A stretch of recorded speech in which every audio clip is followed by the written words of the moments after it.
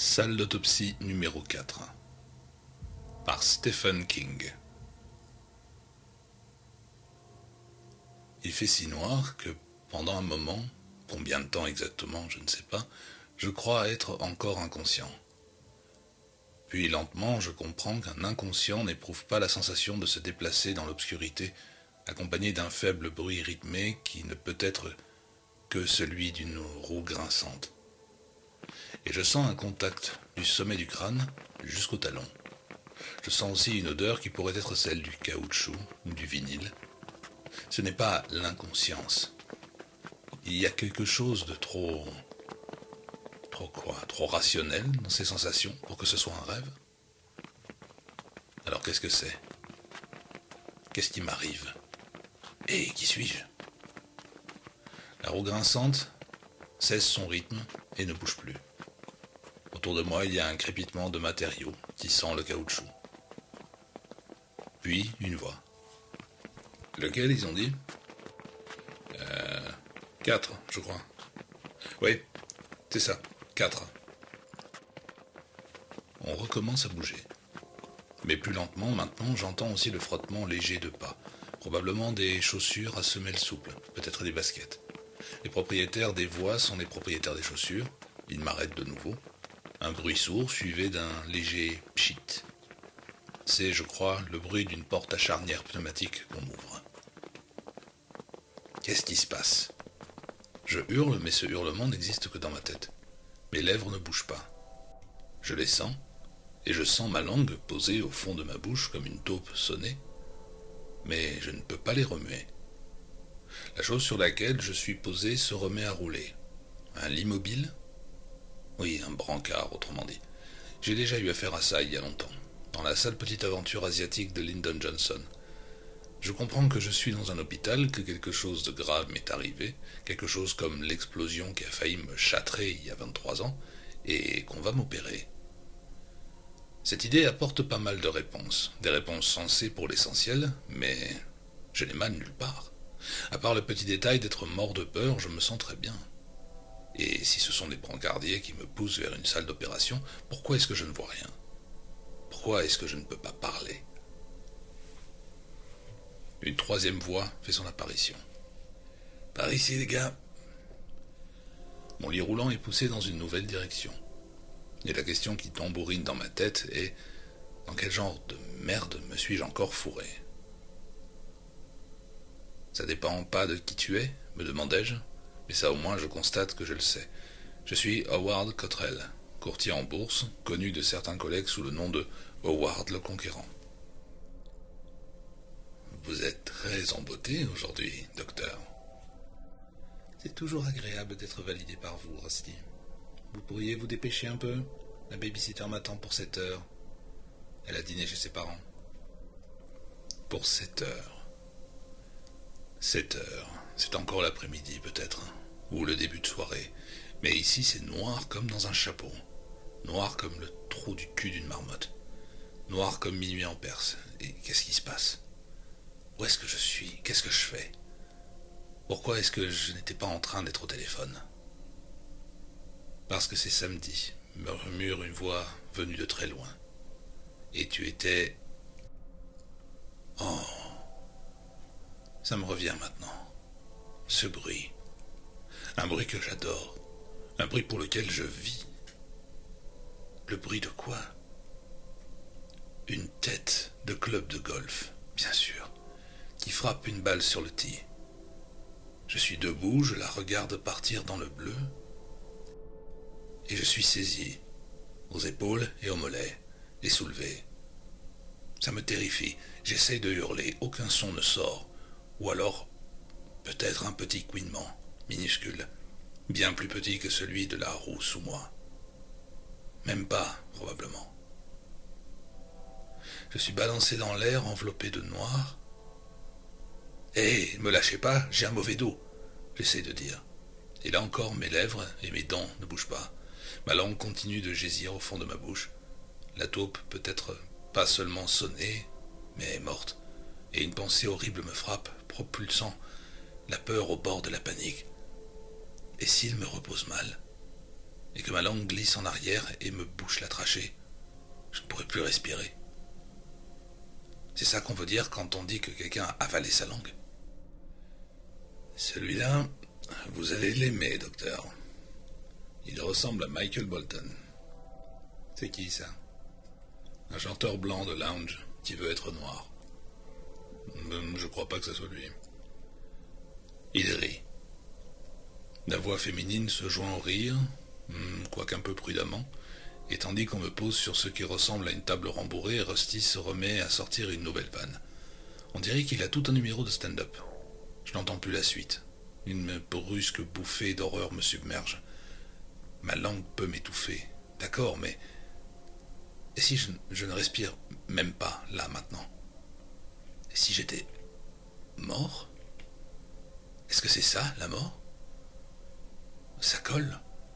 Ça colle à tout, avec l'ajustement atroce et prophylactique d'un préservatif, le noir, l'odeur de caoutchouc. Aujourd'hui, je suis Howard le Conquérant, courtier en bourse extraordinaire, terreur du Derry Municipal Country Club, habitué assidu de ce qu'on appelle partout dans le monde le 19e trou. Mais en 71, je faisais partie d'une équipe d'assistance médicale dans le delta du Mekong. Un gamin terrorisé qui se réveillait parfois les yeux mouillés après avoir rêvé du chien de famille.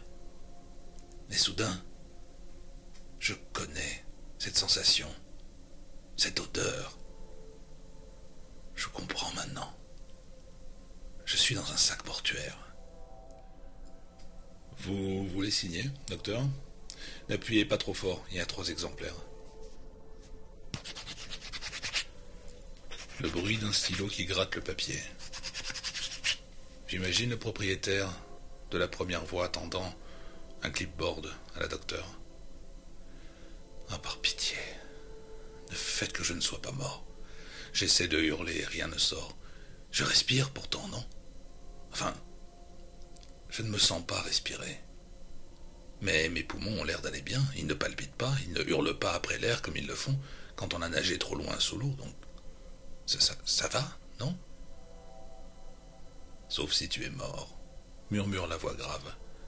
Ils ne hurleraient pas après l'air, pas vrai? Non, parce que des poumons morts n'ont pas besoin de respirer. Des poumons morts peuvent juste se reposer. Vous faites quoi samedi prochain, docteur? Mais si je suis mort, comment est-ce que je peux sentir? Comment est-ce que je peux sentir l'odeur du sac? Comment est-ce que je peux entendre ces voix, la docteure disant maintenant que samedi prochain elle va shampouiner son chien, qui s'appelle Rusty, quelle coïncidence, et les entendre se marrer tous? Si je suis mort, pourquoi est-ce que je ne suis pas parti, ou dans la lumière blanche comme il parle toujours chez Oprah? Il y a un bruit sec de déchirure et d'un coup, je suis dans la lumière blanche. Elle m'aveugle comme le soleil qui traverse un voile de nuages un jour d'hiver. J'essaie de plisser les yeux, de fermer les paupières, mais rien ne se passe. Mes paupières sont comme des stores dont le mécanisme serait cassé. Un visage se penche au-dessus de moi, masquant une partie de l'éblouissement qui ne vient pas d'un plan astral éblouissant, mais bien d'une rangée de néons au plafond. Le visage appartient à un jeune homme d'environ 25 ans. Beau d'une beauté conventionnelle, il ressemble à un de ces beaux gosses de Baywatch ou de Melrose Place. Un peu plus intelligent, ceci dit. Il a beaucoup de cheveux, noirs, sous une charlotte verte de blocs portée négligemment. Il porte aussi la tunique. Ses yeux sont d'un bleu cobalt, le genre d'yeux pour lesquels, paraît-il, les filles peuvent mourir. Des taches de rousseur dessinent de petites virgules poussiéreuses haut sur ses pommettes. Eh mince. Ce type ressemble vraiment à Michael Bolton. Un peu long de là-dedans, peut-être. Il se penche davantage. Un des rubans plats qui attache sa tunique au cou me chatouille le front. Mais... ouais, je peux voir la ressemblance. Eh, Michael, chante-nous un truc. Aidez-moi. C'est ce que j'essaie de chanter, mais je ne peux que le fixer de mon regard figé de mort et me demander si je suis mort, si c'est comme ça que ça se passe, si tout le monde traverse ça après l'arrêt de la pompe. Si je suis encore en vie, pourquoi n'a-t-il pas vu mes pupilles se contracter quand la lumière m'a frappé? Mais je connais la réponse, enfin, je crois. Elles ne se sont pas contractées. Voilà pourquoi l'éblouissement des néons est si douloureux. le ruban qui chatouille mon front comme une plume. Aidez-moi. Je hurle en silence vers le beau gosse, qui est sûrement interne ou juste un petit con en médecine. Aidez-moi, s'il vous plaît. Mes lèvres ne frémissent même pas.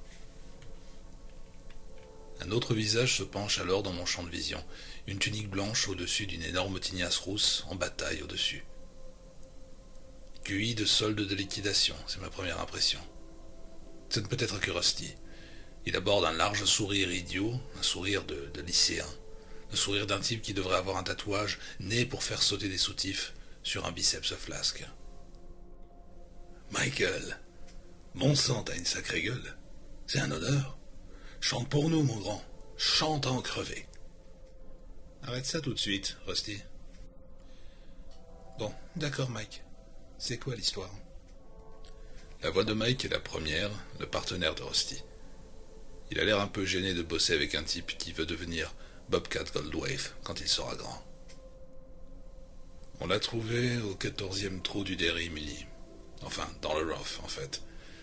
S'il venait pas juste de laisser passer le quatuor derrière lui, et s'ils n'avaient pas vu une de ses jambes dépasser des fourrés, il serait devenu une fourmilière.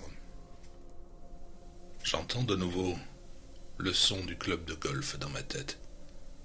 Mais cette fois suivi d'un autre, bien moins agréable. Le froissement des broussailles quand je balais avec la tête de mon driver. Ce serait forcément le 14e, là où il est censé y avoir du sumac vénéneux. Du sumac et... Rusty me fixe toujours, stupide et avide. Ce n'est pas la mort qui l'intéresse, c'est ma ressemblance avec Michael Bolton. Oh, je connais la blague. Je ne me suis pas privé de l'utiliser avec certaines clientes. Sinon, ça devient vite lassant. Et dans ces circonstances-là, mon Dieu. Le médecin ayant constaté le décès, c'était Kazalian? Non, répondit Mike. Et pendant une seconde, il baisse les yeux vers moi. Plus vieux que Rusty d'une dizaine d'années, cheveux noirs striés de gris, des lunettes. Comment aucun de ces enfoirés ne voit que je suis pas mort? Il y avait un médecin dans le quatuor qui l'a trouvé. C'est sa signature, page 1, là, tu vois? Oh, bon sang. Jennings? Je le connais, il a fait la visite médicale de Noé après l'échouage de l'arche sur le mont Ararat. Rusty n'avait pas l'air de piger la blague, mais il braille de rire quand même, directement dans mon visage. Je sens une odeur d'oignon sur son haleine, un reste de déjeuner. Et si je peux sentir l'oignon, alors ça veut dire que je dois respirer. Je ne peux que respirer, pas vrai? Si seulement... Avant que je puisse finir cette pensée, Rusty se penche encore plus près et une bouffée d'espoir me submerge. Il a vu quelque chose. Il a vu quelque chose et il va me faire du bouche à bouche. Oh, Rusty, Dieu vous bénisse. Et Dieu bénisse votre haleine à l'oignon. Mais son sourire idiot ne change pas. Et au lieu de poser sa bouche sur la mienne, sa main glisse autour de ma mâchoire. Il est vivant. Il est vivant et il va chanter pour le fan club Michael Bolton de la salle 4. Ses doigts pincent, plus fort. Ça fait mal, d'une douleur lointaine comme à la sortie d'une anesthésie dentaire. Et il commence à me remuer la mâchoire de haut en bas, faisant claquer mes dents. If she's bad, he can see it. Chante Rusty d'une voix hideuse. Il ferait probablement exploser la tête de Percy Sledge. She can do no wrong. Mes dents s'ouvrent et se ferment sous la pression brutale de sa main. Ma langue monte et retombe comme un chien mort flottant à la surface d'un waterbed agité. Rusty, arrête ça. Arrête ça. Elle a l'air sincèrement choquée. Rusty, sentant peut-être le vent tourner, ne s'arrête pas mais continue avec jubilation. Ses doigts me pincent maintenant les joues. Mes yeux figés fixent le plafond. If he turns his back on his friend... Ah! Alors elle est là. Une femme en blouse verte, la charlotte nouée autour du cou et pendant dans son dos comme le sombrero du Cisco Kid. Cheveux courts châtains rejetés en arrière. Jolie, mais sévère. Plus belle que jolie. Elle attrape Rusty d'une main aux ongles courts et le tire en arrière. Enfin, mais lâchez-moi! Alors vous, lâchez-le. J'en ai assez de votre humour de deuxième année, Rusty. Et la prochaine fois que vous recommencez, je vous dénonce. Et du calme, du calme. Mettons un couvercle là-dessus, d'accord? Le beau gosse version alerte à Malibu était intervenu. Il avait l'air inquiet, comme s'il s'attendait à ce que Rusty et sa patronne se mettent à se battre ici et maintenant. Mais pourquoi elle me fait chier comme ça? Gémit Rusty, toujours indigné, mais déjà en train de chouiner. Puis vers elle. Pourquoi tu fais ta chieuse? T'as tes règles ou quoi? Sortez-le d'ici et signez le registre. Allez, Rusty, on y va. Ouais, prendre l'air. Leur pas s'éloigne, grinçant vers la porte. Rusty, vexé, grommelant qu'elle devrait porter une bague d'humeur ou un truc du genre pour prévenir les gens. Les chaussures souples crissent sur le carrelage, puis ce bruit est remplacé par celui de mon driver fouillant les buissons pour retrouver cette putain de balle. Où est-elle passée? Elle n'était pas allée bien loin, j'en suis sûr, alors où est-elle? Ah, je déteste ce 14e trou. Soi-disant qu'il y a du sumac vénéneux et avec toutes ces broussailles, il pourrait très bien y avoir... Et... Attends, mais... Quelque chose m'a mordu, non? Oui, j'en suis presque sûr, au mollet gauche, juste au-dessus du bord de ma chaussette de sport blanche. Une douleur brûlante comme une aiguille à repriser chauffée à blanc. Parfaitement concentrée d'abord, puis qui s'est étalée.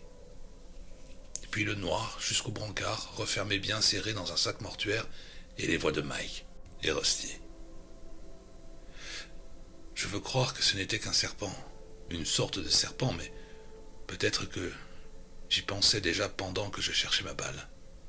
Ça aurait pu être un insecte. Je ne me souviens que de cette seule ligne de douleur. Et après tout, qu'est-ce que ça change? Ce qui compte, c'est que je suis vivant et qu'ils ne le savent pas. C'est incroyable, mais ils ne le savent pas. Bien sûr, j'ai eu de la malchance. Je connais le docteur Jennings, je me souviens lui avoir parlé pendant que je l'ai dépassé avec son quatuor au 11e trou. Un type sympa, mais vague. Un fossile. Et le fossile m'avait déclaré mort. Puis Rusty, avec ses yeux verts idiots et son sourire de retenue scolaire, m'avait déclaré mort. La docteure, mademoiselle Siskowkid, ne m'avait même pas vraiment regardé. Mais peut-être quand elle le ferait. Je déteste ce crétin. Pourquoi est-ce que je tombe toujours sur des crétins, Peter? Maintenant, nous ne sommes plus que 3. Enfin, bien sûr, mademoiselle Siskowkid croit qu'ils ne sont plus que 2. J'en sais rien. Mais Rusty est un cas à part, même dans les annales des crétins célèbres. Mort cérébrale ambulante. Elle émet un petit rire, et quelque chose clanque. Le cliquetis est suivi d'un bruit qui me terrifie. Des instruments en acier qui s'entrechoquent. Ils sont à ma gauche, et même si je ne peux pas les voir, je sais ce qu'ils s'apprêtent à faire.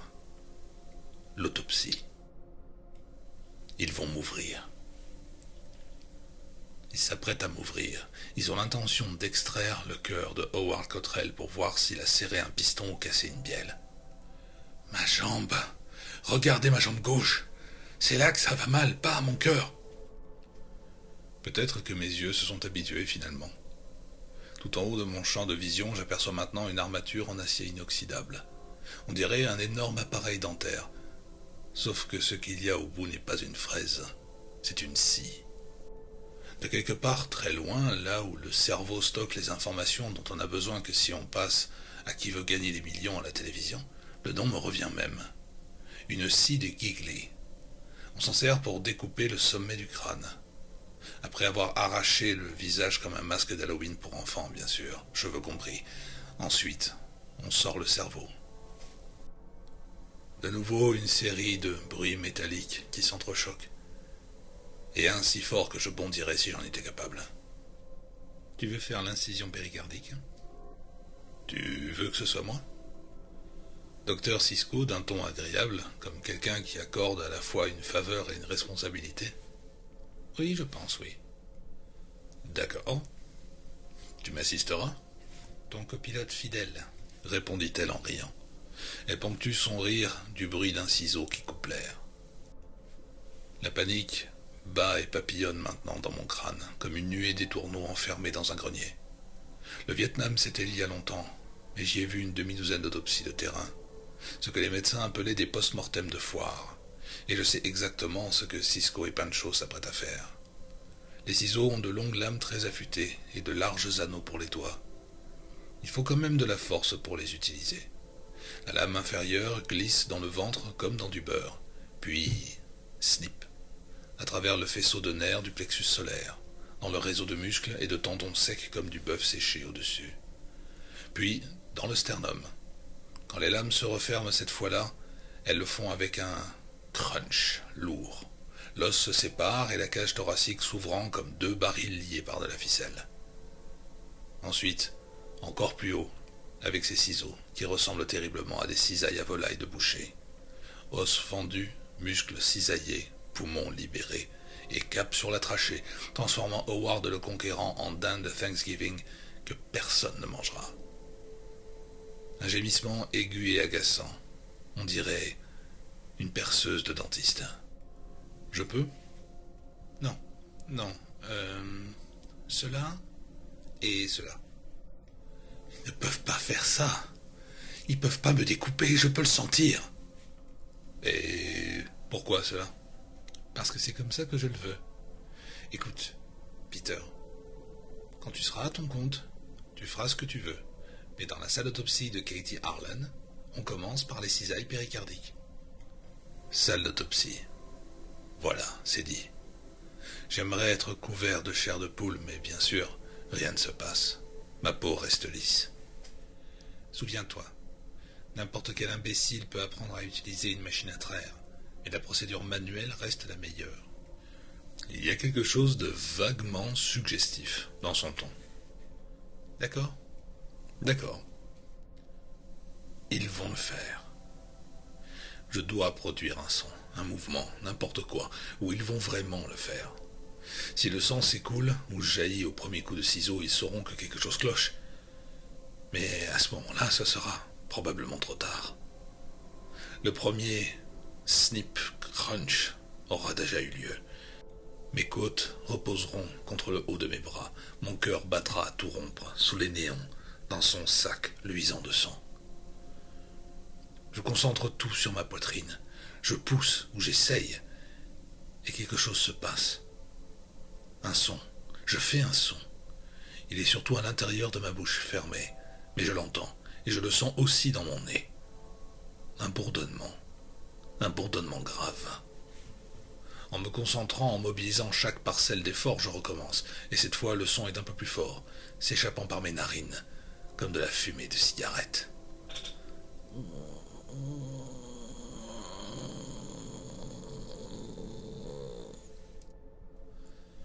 Ça me fait penser à une vieille émission télé d'Alfred Hitchcock que j'ai vue il y a très longtemps, où Joseph Cotten, paralysé après un accident de voiture, réussissait enfin à faire comprendre qu'il était vivant en laissant couler une seule larme. Et au minimum, ce minuscule gémissement de moustique m'a prouvé à moi-même que je suis vivant, que je ne suis pas un petit esprit coincé dans l'effigie d'argile de mon propre cadavre. En concentrant toute mon attention, je sens l'air glisser par mon nez et descendre dans ma gorge, remplaçant celui que je viens d'expulser.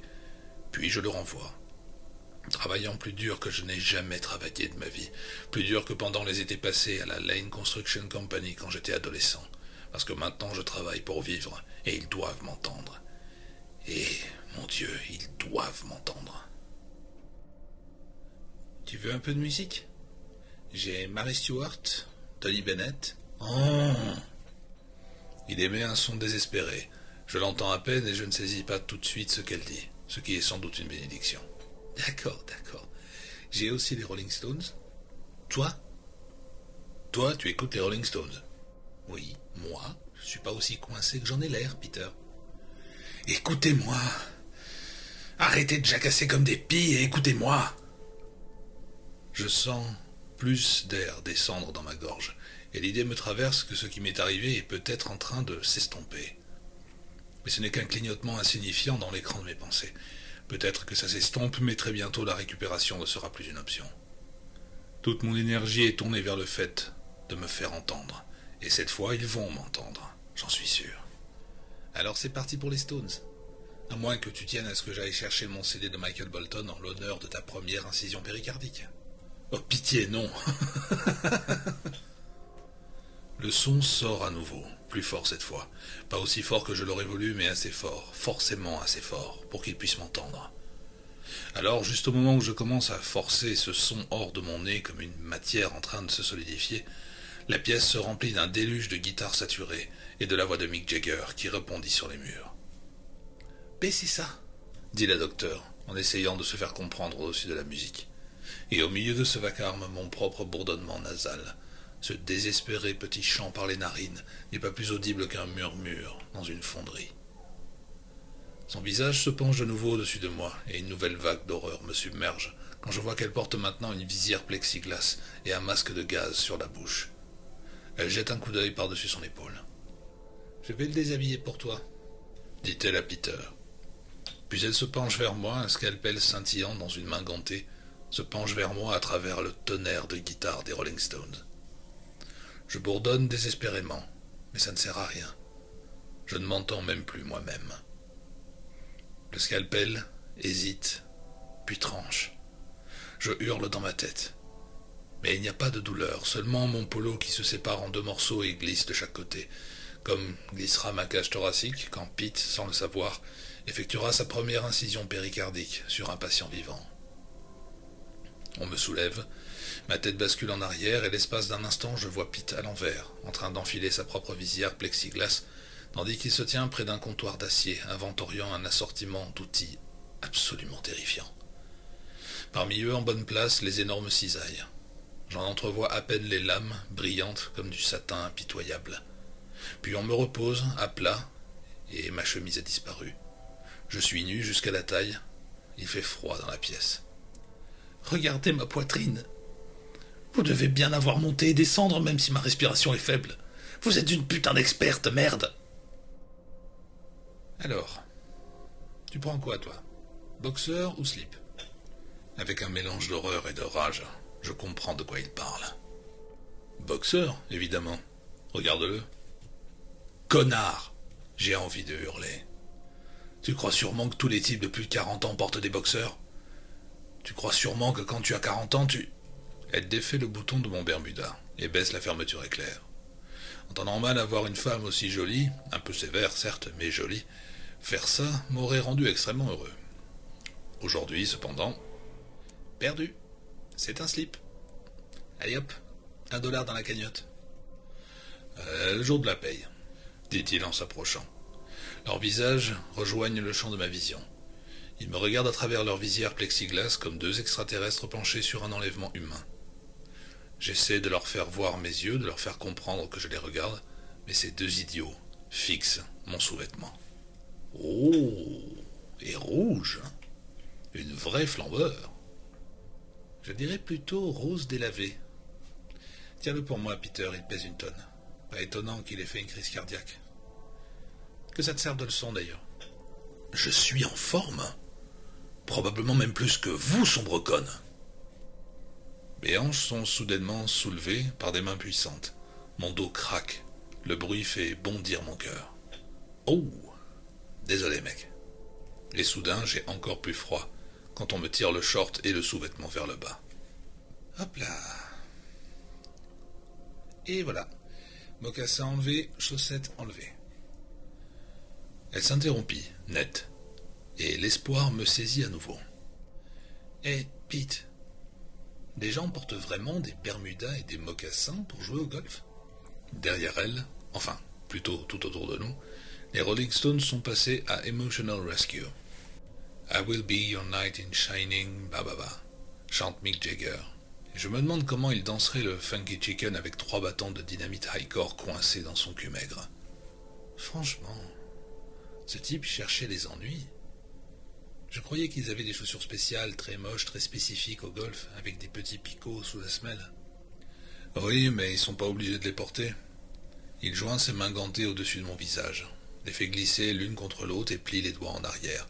Les jointures craquent et du talc tombe comme une neige fine. Pas encore, en tout cas. Pas comme les chaussures de bowling, Tu te fais choper à jouer au bowling sans chaussures spéciales, ils peuvent t'envoyer en prison d'État. Vraiment? Oui, oui. Tu veux t'occuper de la température et de l'examen macroscopique? Non! Non, c'est un gamin, qu'est-ce que tu fais? Il la regarde comme si la même pensée venait de lui traverser l'esprit. Ce n'est pas... ce n'est pas strictement légal, si, Katie? Enfin, je veux dire... Elle regarde autour d'elle, donnant à la pièce un examen burlesque. Et je commençais à ressentir quelque chose de très inquiétant. Sévère ou pas, je crois que Cisco, alias la docteure Katie Harlan, en pince pour Petey et ses yeux bleu foncé. Nom de Dieu. Ils m'ont ramené paralysé du terrain de golf pour me faire jouer dans un épisode d'urgence. Sous intrigue de la semaine, l'amour fleurit dans la salle d'autopsie numéro 4. Je ne vois personne ici, à part toi et moi. Mais la bande, elle ne tourne pas encore. Et quand ce sera le cas, je serai à ton coude à chaque étape, d'après ce que tout le monde saura en tout cas. Et surtout, je le saurai. Je veux juste ranger ces dossiers et ces lames. Après, si tu es vraiment mal à l'aise... Oui, mal à l'aise, très mal à l'aise. Mais il a 24 ans tout au plus. Et qu'est-ce qu'il va dire à cette femme jolie et sévère qui envahit son espace d'une manière qui ne peut signifier qu'une chose? Non, maman, j'ai peur. Et puis il en a envie. Je le vois à travers la visière plexiglas rebondissant là-dedans, comme une bande de punks trop âgés pogotant sur les Stones. Eh bien... tant que tu me couvres, si... Bien sûr. Il faut se mouiller les pieds un jour, Peter, et si tu en as vraiment besoin, je rembobinerai la bande. On peut faire ça? Nous avons beaucoup de secrets dans la salle d'autopsie 4. J'en doute pas.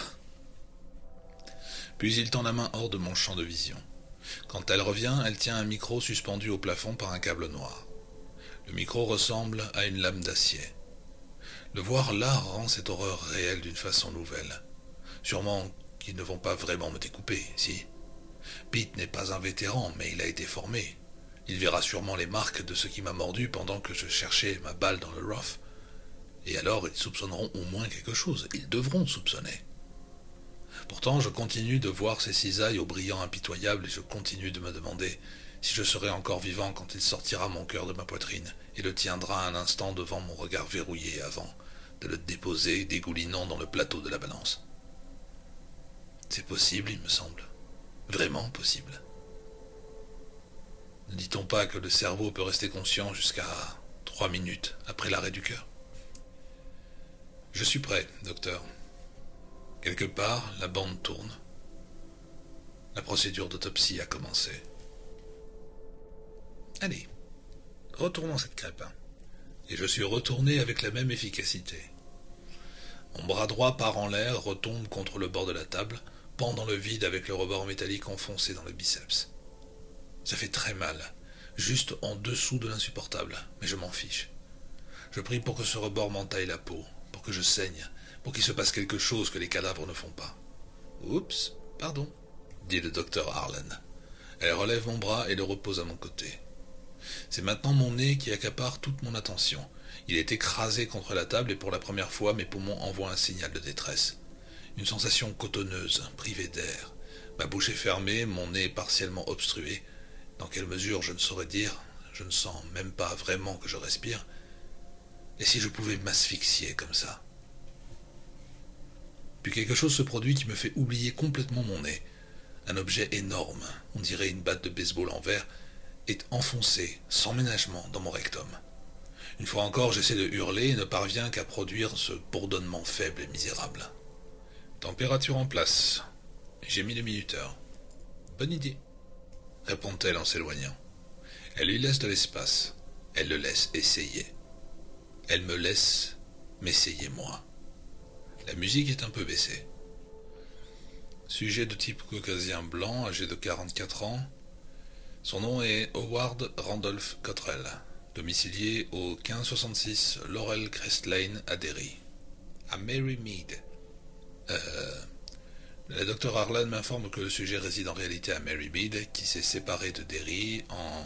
On s'en fout de la leçon d'histoire, Peter. Bon Dieu, qu'est-ce qu'ils m'ont enfoncé dans le cul? Une sorte de thermomètre pour bovins?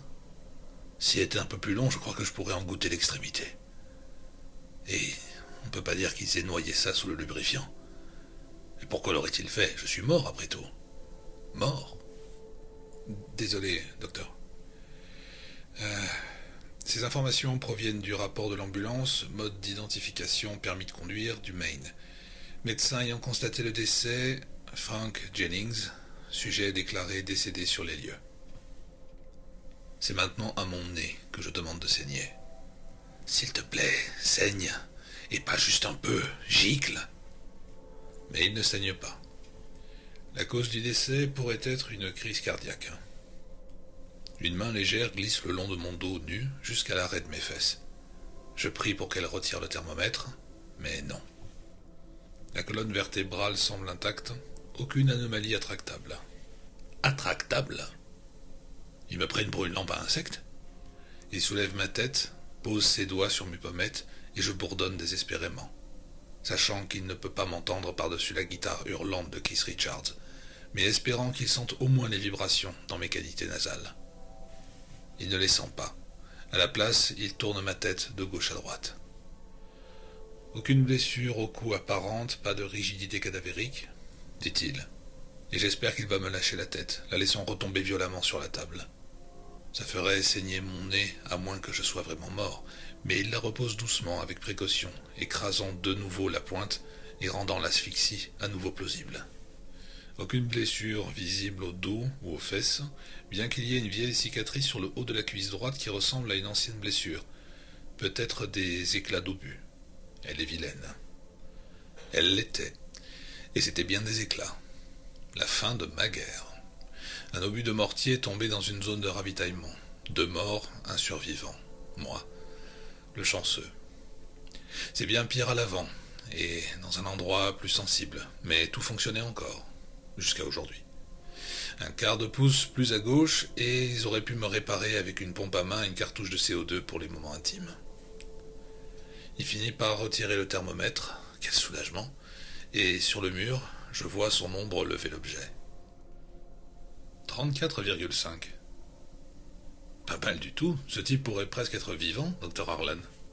Souviens-toi de l'endroit où ils l'ont trouvé. Terrain de golf, après-midi d'été, une température de 37 degrés ne m'aurait pas surprise. Oui. Tout ça va pas sonner bizarre sur la bande? Oui. Traduction. Est-ce que je vais pas avoir un peu l'air con sur la bande? Ça sonnera comme une situation pédagogique. Et c'est ce que c'est. Ses doigts gantés écartent mes fesses, puis les relâchent et glissent le long de l'arrière de mes cuisses. J'essaie de me contracter, si j'en étais capable. La jambe gauche. La jambe gauche, Peter Boy. La jambe gauche, le mollet gauche. Tu le vois? Il doit le voir. Il le faut. Parce que je le sens, pulsant comme une piqûre d'abeille, ou comme une injection faite par une infirmière maladroite qui pique dans le muscle au lieu de trouver la veine. Le sujet est un excellent exemple de pourquoi c'est une très mauvaise idée de jouer au golf en short, dit-il. Et je me surprends à souhaiter qu'il soit né aveugle. Je vois toutes sortes de piqûres d'insectes, de morsures de chigeurs, d'égratignures. Mike a dit qu'il l'avait trouvé dans le rough. À mon avis, il a fait une crise cardiaque en cherchant sa balle. Continue, Peter. Tu t'en sors très bien. Je trouvais ça extrêmement discutable. Encore des palpations, des pressions, douces, trop douces peut-être. Il y a des piqûres de moustiques sur le mollet gauche qui semblent infectées, dit-il. Et bien que son toucher reste délicat, la douleur est cette fois un énorme battement sourd qui me ferait hurler si j'étais capable de produire autre chose que ce bourdonnement grave. Une pensée me traverse alors. Ma vie dépend peut-être de la durée de la cassette des Rolling Stones, en supposant que ce soit une cassette et non un CD qui passe d'un seul tenant. Si elle se termine avant qu'il ne coupe, si je peux bourdonner assez fort pour qu'ils m'entendent, avant que l'un d'eux ne retourne la bande de l'autre côté, je regarderai peut-être ces piqûres d'insectes après l'autopsie microscopique. Bien que, si on a raison pour le cœur, il ne devrait pas y en avoir besoin. Où veux-tu que je regarde maintenant? Ces piqûres t'inquiètent? Non, ce sont clairement des piqûres de moustiques. Ils les font gros du côté ouest. Il en a 5, 7, 8, presque une douzaine rien que sur la jambe gauche. Il a oublié son répulsif. Oublier le répulsif passe encore. Mais là, il a oublié sa digitaline. Ils rient, tous les deux, de l'humour de salle d'autopsie. Cette fois, il me retourne seul, probablement heureux d'utiliser ses muscles de salle de sport, masquant les morsures de serpents et les piqûres de moustiques dans le mouvement, les camouflant. Je fixe de nouveau la rangée de néons. Peter recule hors de mon champ de vision. Un bourdonnement se fait entendre. La table commence à s'incliner, et je sais pourquoi. Quand ils m'ouvriront, les fluides s'écouleront vers le bas dans des points de collecte à la base. Des échantillons en quantité pour le laboratoire de l'État à Augusta, au cas où l'autopsie soulèverait des questions. Je concentre toute ma volonté sur le fait de fermer les yeux pendant qu'ils me regardent, et je n'arrive pas à produire ne serait-ce qu'un frémissement. Tout ce que je voulais, c'était 18 trous de golf un samedi après-midi, et à la place, je suis devenu Blanche-Neige avec des poils sur la poitrine. Et je ne peux pas m'empêcher de me demander ce que ça va faire quand ces cisailles à volaille glisseront dans mon abdomen. Peter a un clipboard à la main, il le consulte, le repose, puis parle dans le micro. Sa voix est beaucoup moins raide maintenant. Il vient de commettre la plus horrible erreur de diagnostic de sa vie, mais il ne le sait pas, et il commence donc à se détendre. Je commence l'autopsie à 17h49 le samedi 20 août 1994. Il soulève mes lèvres, examine mes dents, comme un homme évaluant un cheval, puis il m'ouvre la mâchoire. Bonne coloration, pas de pétéchis sur les joues. La musique est en train de s'éteindre dans les haut-parleurs, et j'entends un clic quand il appuie sur la pédale qui met la bande en pause. Bon sang, ce type pourrait vraiment être encore vivant. Je bourdonne frénétiquement. Et au même instant, la docteure Harlan laisse tomber quelque chose qui sonne comme un bassin. Il aimerait bien. Fais attention, Pete. Ces rots post-mortem sont les pires. Il évente l'air devant son visage avec théâtralité, puis reprend son examen. Il effleure à peine mon aine, tout en notant que la cicatrice sur l'arrière de ma cuisse droite se prolonge à l'avant. T'as raté la plus importante. Un peu plus haut que là où tu regardes. Mais c'est pas grave. Mon petit go muscu. Par contre, t'as raté le fait que je suis toujours vivant. Et ça, c'est plutôt grave. Il continue de réciter pour le micro, de plus en plus à l'aise. Il commence même à ressembler à Jack Klugman dans Quincy M.E. Et je sais que sa partenaire derrière moi, la Pollyanna de la communauté médicale, ne pense pas une seconde qu'elle devra rembobiner la bande pour cette partie-là. À part le détail que son premier péricardial est vivant, le gamin fait du bon boulot. Je pense que je suis prêt à continuer, docteur. Il y a pourtant une petite hésitation dans sa voix. Elle s'approche, baisse brièvement les yeux vers moi, puis serre l'épaule de Pete. Alors d'accord. On with the show. À présent, j'essaye de tirer la langue. Juste ce simple geste enfantin, plein d'insolence. Mais ce ne serait pas suffisant. Et il me semble sentir un léger picotement au fond des lèvres. Cette sensation qu'on éprouve quand l'effet d'une forte dose de novocaïne commence enfin à se dissiper. Et je sens un frémissement. Non, c'est du désir, de l'illusion. Si, mais ce n'est qu'un frémissement. Et la seconde fois que j'essaye, il ne se passe rien. Pete saisit les cisailles. Les Rolling Stones passent maintenant à Hangfire. Tenez un miroir devant mon nez. Regardez-le se couvrir de buée. Vous ne pouvez pas faire au moins ça. Pete incline les cisailles de façon à ce que la lumière glisse le long des lames, et pour la première fois, je suis certain, vraiment certain que cette farce macabre va aller jusqu'au bout. Le réalisateur ne va pas figer l'image. L'arbitre n'arrêtera pas le combat au 10e round. On ne va pas faire une pause publicitaire. Peter Boy va enfoncer ses cisailles dans mon ventre pendant que je reste là, impuissant. Puis il va m'ouvrir comme un colis de vente par correspondance du catalogue Orcho. Il regarde la docteure Allen, hésitant. Non. Par pitié, non. Elle hoche la tête. Vas-y. Tu vas très bien t'en sortir. Tu veux couper la musique? Oui, en voilà l'idée qu'elle est bonne. Coupe la musique. Elle te gêne? Oui, elle le gêne. Elle l'a tellement perturbé qu'il pense que son patient est mort. Eh ben, pas de problème. Et elle disparaît de mon champ de vision. Un instant plus tard, Mick et Keith sont réduits au silence. J'essaie de bourdonner et découvre quelque chose d'horrible. Je n'y arrive plus. La peur m'a paralysé davantage encore. L'effroi a verrouillé mes cordes vocales. Je ne peux que fixer le plafond pendant qu'elle revient près de lui, tous deux penchés au-dessus de moi comme des croque-morts, regardant une fosse ouverte. Merci. Début de l'incision péricardique. Il abaisse les cisailles lentement. Je les vois, puis elles disparaissent de mon champ de vision. Un long instant plus tard, je sens l'acier froid se poser contre mon ventre nu, juste sous le plexus solaire. Il regarde la docteure, plein de doutes. Tu es sûr que tu ne veux pas... Tu veux vraiment faire de ça ta spécialité ou pas, Peter? Si, bien sûr. Mais alors coupe. Il acquiesce. Ses lèvres se durcissent. Je fermerais les yeux si je pouvais. Mais bien sûr, je ne peux même pas faire ça. Je ne peux que me préparer à la douleur qui n'est plus qu'à 1 ou 2 secondes maintenant. Je coupe. Attends une seconde.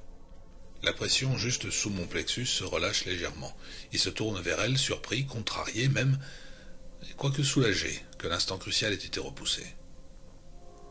Je sens sa main gantée glisser autour de mon sexe comme si elle allait me faire une sorte de caresse obscène, un rapport protégé avec un mort.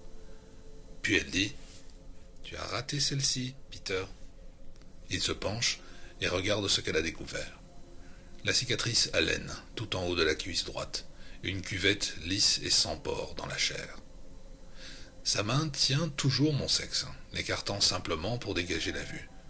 À ses yeux, elle pourrait tout aussi bien soulever un coussin de canapé pour montrer un trésor caché dessous, des pièces, un portefeuille perdu, peut-être la souris à l'herbe à chat qu'on ne retrouvait plus. Mais quelque chose était en train de se produire. Oh. Jésus en fauteuil roulant sur une béquille tirée par un char, quelque chose est en train de se produire. Eh, regardez. Regardez ces fines cicatrices. Ses testicules ont dû enfler presque jusqu'à la taille de pamplemousse. Il a de la chance de n'en avoir perdu aucun. Oh, tu peux le dire, dit-elle, avec ce rire légèrement suggestif. Sa main gantée se relâche, bouge, puis appuie plus fermement pour dégager le champ. Elle est en train de faire par accident ce que dans d'autres circonstances on paierait volontiers 20 ou 30 $ pour le faire exprès. C'est une blessure de guerre, je pense. Passe-moi la loupe, Peter. Mais est-ce que je ne devrais pas... Dans quelques secondes. T'inquiète pas, il va pas s'en aller. Elle était totalement absorbée par sa découverte. Sa main est toujours sur moi, appuyant, et ce qui était en train de se produire continue à se produire. Ou peut-être que je délirais. Je dois délirer, sinon il le verrait, et elle le sentirait. Elle se penche davantage, et maintenant je ne vois plus que son dos vêtu de vert avec les liens de sa charlotte tombant comme d'étranges nattes. Et maintenant, oh, je sens son souffle là-dessous. Tu as vu cette radiation vers l'extérieur? C'est une blessure par explosion, probablement vieille d'au moins 10 ans.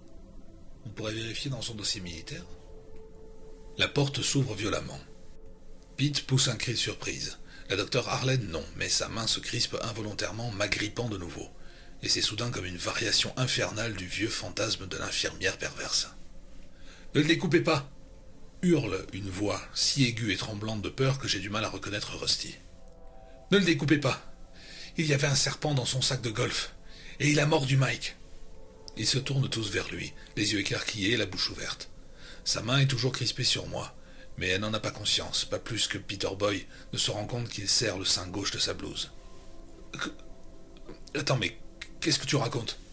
Il l'a mis à terre. Il va s'en sortir, je crois, mais il parle à peine.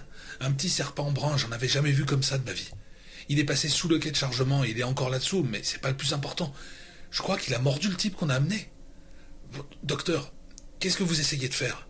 Le branler pour le faire revenir à la vie? Elle le regarde hébétée, sans comprendre tout de suite, jusqu'à ce qu'elle réalise qu'elle est en train de tenir un pénis presque en érection. Et tandis qu'elle hurle, arrache les cisailles des mains gantées et molles de Pete, je me surprends à penser de nouveau à cette vieille émission d'Alfred Hitchcock. Pauvre Joseph Cotton. Lui, au moins, n'avait eu qu'une larme à verser.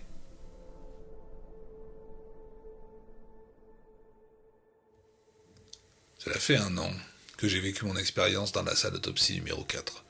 Et j'ai complètement récupéré, même si la paralysie s'est révélée à la fois tenace et terrifiante. Il a fallu un mois entier avant que je commence à retrouver les mouvements fins de mes doigts et de mes orteils. Je ne peux toujours pas jouer du piano, mais bon, je n'ai jamais su en jouer. C'est une plaisanterie et je ne m'en excuse pas. Durant les 3 premiers mois qui ont suivi mon aventure, je crois que ma capacité à plaisanter a constitué une marge mince mais vitale entre la santé mentale et une sorte d'effondrement nerveux. À moins d'avoir réellement senti la pointe d'une paire de cisailles post-mortem se presser contre votre ventre, vous ne pouvez pas comprendre. Environ 2 semaines après mon quasi-accident, une femme de Dupont Street a appelé la police de Derry pour se plaindre d'une odeur infecte provenant de la maison voisine. Cette maison appartenait à un employé de banque célibataire nommé Walter Kerr. La police a trouvé la maison vide de toute vie humaine. En revanche, ils ont découvert plus de 60 serpents de différentes espèces. Environ la moitié étaient morts de faim et de déshydratation. Mais beaucoup étaient extrêmement vifs et extrêmement dangereux. Plusieurs étaient très rares et l'un appartenait à une espèce que les zoologues consultés croyaient éteinte depuis le milieu du siècle. Kerr ne s'est pas présenté à son travail, à la Derry Community Bank, le 22 août, 2 jours après que j'ai été mordu. Un jour après que l'histoire « Un homme paralysé échappe à une autopsie mortelle » titrait le journal, à un moment on me cita que j'avais été raide de peur, a éclaté dans la presse. Il y avait un serpent pour chaque cage dans la ménagerie du sous-sol de Kerr, sauf une. La cage était vide, n'était pas étiquetée, et le serpent qui est sorti de mon sac de golf n'a jamais été retrouvé. La toxine présente dans mon sang, la même toxine que l'on a retrouvée à un degré bien moindre dans le sang de l'ambulancier Mike Hopper, a été documentée mais jamais identifiée. J'ai regardé un très grand nombre de photos de serpents au cours de l'année écoulée, et j'en ai trouvé au moins un qui aurait causé des cas de paralysie totale chez l'être humain. Il s'agit du boomslang péruvien, une vipère particulièrement dangereuse, supposée éteinte depuis les années 20. Dupont Street se trouve à moins d'1 kilomètre du Derry Municipal Golf Course. La majeure partie du terrain entre les deux consiste en bois broussailleux et en terrain vague. Une dernière note. Cathy Harlan et moi sommes sortis ensemble pendant 4 mois, de novembre 1994 à février 1995. Nous avons rompu d'un commun accord pour cause d'incompatibilité sexuelle. Il se trouvait que, à moins qu'elle ne porte des gants en caoutchouc, j'étais impuissant.